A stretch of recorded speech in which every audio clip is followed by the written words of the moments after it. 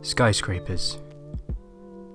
In many ways, they are the modern-day equivalent of the great temples and tombs of old, a display of power in architecture. Power not of any god or king, but of capital. These are buildings that come to define not just the skyline, but often the very soul of a city.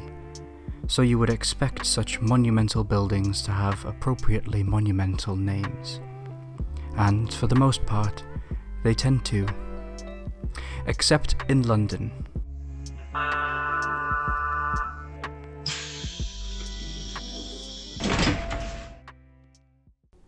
If you're choosing the name of a new skyscraper, you might like the moniker to reflect what state it's in, how tall it is, perhaps the country's current ruler, or most commonly, the company that owns the tower. Or you could just try giving it a cool sounding name, I suppose, something like evolution or infinity or freedom or whatever. But when it comes to what they call their skyscrapers, Londoners definitely do things differently. Take this building, for example. If I were to ask you what this tower's official name is, what would you say? If you answered 30 St Mary Axe, you'd be right. But it's far more likely you know this building by another name. The Gherkin. That's a pickle to those of you across the pond. Why is it called this? Well, because after the Foster and Partners designed tower was built, Londoners collectively decided it kinda looks like one. And the name stuck so fast, no one ever calls it anything else. And the Gherkin isn't exactly an isolated case in the City of London financial district.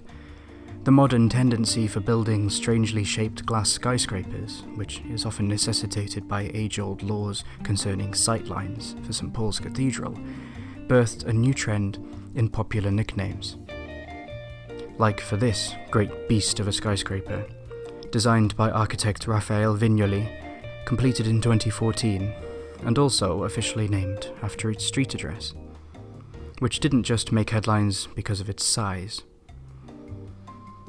But it was the distinctive shape that again brought out the creativity in Londoners, and it's now forever known as the walkie-talkie. Also in 2014, this tower opened a short distance away. Officially known as 122 Leadenhall Street, or the Leadenhall Building, I for one can't imagine why anyone ever thought Londoners would call it anything other than the cheese grater. Because, come on. More recently, you also have the chunky 22 Bishopsgate, also known as just 22 when it's trying to seem cool, but its sheer girth is leading it to come to be associated with another name, the Wodge. Whether this nickname will really catch on remains to be seen. Watch this space, I suppose.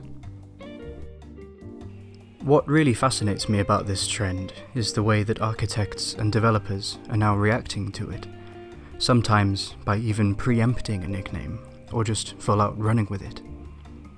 The Shard is the most famous example. Designed by famed architect Renzo Piano, London's tallest skyscraper was originally going to be called something like the London Bridge Tower. But after the proposed design was somewhat pejoratively labelled a shard of glass in the heart of London, they decided to preempt the nicknaming process by just adopting the name outright. And it hasn't been supplanted since.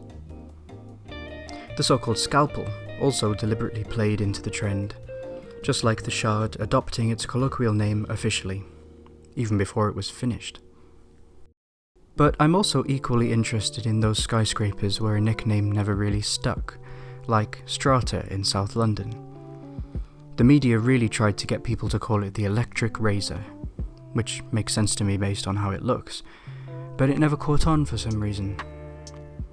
Likewise, we have One Blackfriars, where Londoners seem to be conflicted over whether to call it the Vase or the Boomerang, indicating that maybe some skyscraper designs are just too ambiguous to be christened with a London nickname. Overall, I love the uniquely London names locals give their skyscrapers. It's the perfect blend of affection crossed with a healthy dose of ridicule that both punctures the inflated esteem and self-important grandiosity of skyscrapers, while simultaneously cementing their worldwide fame. And while other cities in the world seem to be tentatively trying a similar approach, they've still got a lot to learn about naming skyscrapers from Londoners. If you enjoyed this video, I'd love it if you could leave a like and subscribe to see more. Thanks for watching.